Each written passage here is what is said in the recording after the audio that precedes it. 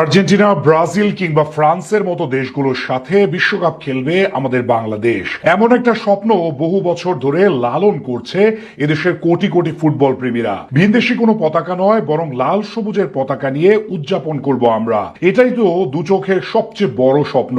Messi কিংবা Neymar নয়, আমাদের দেশের ফুটবলাররা বল পায়ে ছুটবে বিশ্বমঞ্চে। হামজা চৌধুরী, সামিদ সোমদের হাত ধরে বিশ্বকাপে জায়গা করে নিতে পারে বাংলাদেশ। 2030 সালে হতে পারে সব কথার সত্যিকারের প্রতিফলন। সাথে দীর্ঘ 22 বছর পর এশিয়ান কাপ খেলার যোগ্যতা অর্জন করার সুযোগ আসছে হাভিয়ার কাবরেরার শিষ্যদের। বাংলাদেশ ফুটবল দল এখন খেলছে এশিয়ান কাপ বাছাই পর্বের চূড়ান্ত রাউন্ডে, যেখানে মোট 24টা দেশ লড়ছে 6টি আলাদা গ্রুপে ভাগ হয়ে। 2027 সালে সৌদি আরবের মাটিতে এশিয়ার সেরা 24টি দলের অংশগ্রহণে আয়োজিত হবে এশিয়ান কাপ। এখানে বাংলাদেশ আছে গ্রুপ সিতে, যেখানে আছে বাংলাদেশ, হংকং, ভারত এবং সিঙ্গাপুর। ইতোমধ্যে এক ম্যাচে 1 পয়েন্ট নিয়ে শীর্ষে আছেন জামাল ভুইয়ারা। 3 দলকে পেছনে ফেলে গ্রুপ সি থেকে চ্যাম্পিয়ন হতে পারলে দীর্ঘ 47 বছর পর এশিয়ান কাপ খেলার যোগ্যতা পাবে বাংলাদেশ। তার জন্য সবচেয়ে গুরুত্বপূর্ণ 10 জুন সিঙ্গাপুরের বিপক্ষে ম্যাচ। এখানে জিততে পারলে শীর্ষস্থান আরো মজবুত হবে জামালদের। শোনা যাচ্ছে 2030 বিশ্বকাপ হতে পারে 64 দলের সমন্বয়ে। সেটা সত্যি হলে